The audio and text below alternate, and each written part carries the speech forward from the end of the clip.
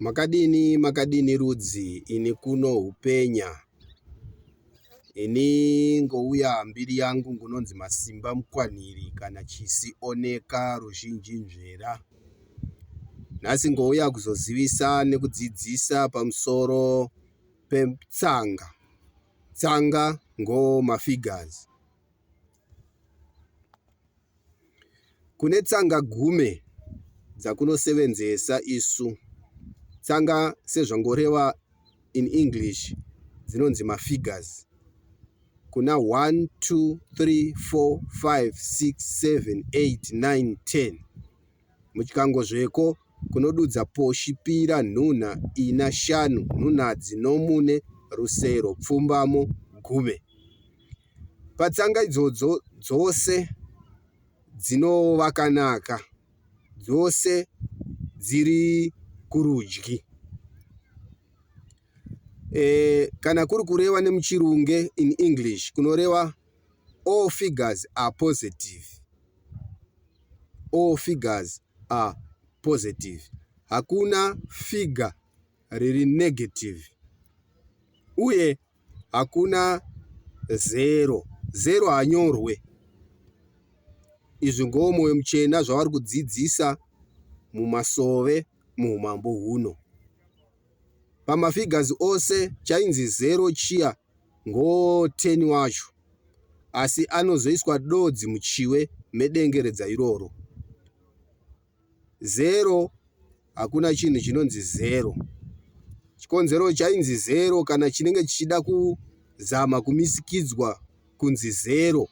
Zvinenge zvichireva hapana chiripo. Saka muumambo uri kudzidzisa kana pakangowa nedara mutsetse kana nekacha chanyorwa pane chinhu. Saka hapachanzi zero.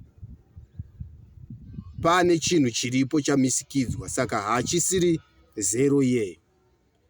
Uye zero akaseenzeswa kubira vanhu.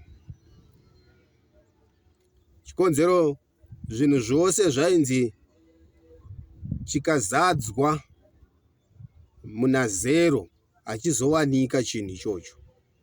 Kuzadza kwakabva kwanzi multiplying.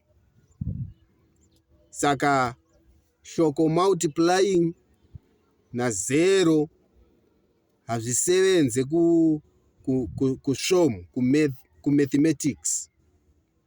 Chikonzero zero it means nothing. Uye multiplying is a miracle.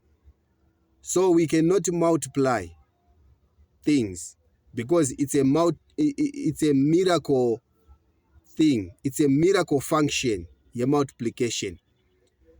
Chinozadzwa in English kunodudza point. For example, painzi 2 multiply 3. Chiri kuda kungorehwa ipapo kana chiri kureveka ipapo ngochekureva pira 2 ukamuzadza ka 3 panobva pabuda 6. 6 uyu akureva inzvimbo nhunha, nzvimbo 3 dzakoisa zvinhu pira pira pira, zvinhu 2 2 2, zvinhu 2 zviri munzvimbo 3. Saka zvose ukazozvibambanidza zvinobva zvakupa zvinhu 6. Chikonzero zvinhu pira izvi kosenga zvimwe zvinhu pira zvekare zviri panzvimbo yepira kozvibambanidza zvova ina. Kosenga zvekare zvimwe pira zviri panzvimbo yenhunha izvi kozvibambanidza zvese zvova nhunhadzi. Asi hakuna manje chinozonzi multiply. Chikonzero multiplying is a miracle. Haugone kumultiplya chinhu asi unogona kupointa chinhu. Kukasenga 2 zviri mupoint iyi, point 1, kosenga 2 zviri mupoint 2, kosenga zvimwe 2 zviri mupoint 3, kozvibambanidza zvinobva zvapa zvinhu 6. Saka ipapo panoda kugadzirisa. We don't multiply things because multiplying is a miracle. kwauya 0, 0 means nothing. If you write anything, there is something. So there is no nothing there. So we can't say there is nothing whilst there is something that you have wrote or that you write. Saka 0 aisenzeswa pakubira vanhu. Saka mumambo 0 hamo. 0 hamo kunosenzesa gume. Pane 10. Saka kozvichenjerera kozvigadzirisa zvekare ipapo kurege kusimba kuchibirwa. Chikonzero chinhu chainzi ukachimultiply na0 chinobva changokupa 0. Saka ngonzira yako ibirwa nayo zvinhu nemashave. Saka mukana wedu rudzi savana kugadzirise svomhu iyo yanga yakaresveka, maths iyo yanga yakaresveka multiplying. Chikonzero panga pakanzi multiplying isiri multiplying zvekare, iyo iri point. Pobva panzi chose chinhu chamultiplyiwa na0 cha0. Zvoreva imimi mukanga muine mombe dzako gume, 10 cows for example, then you multiply. Waibva wanzi multiplier.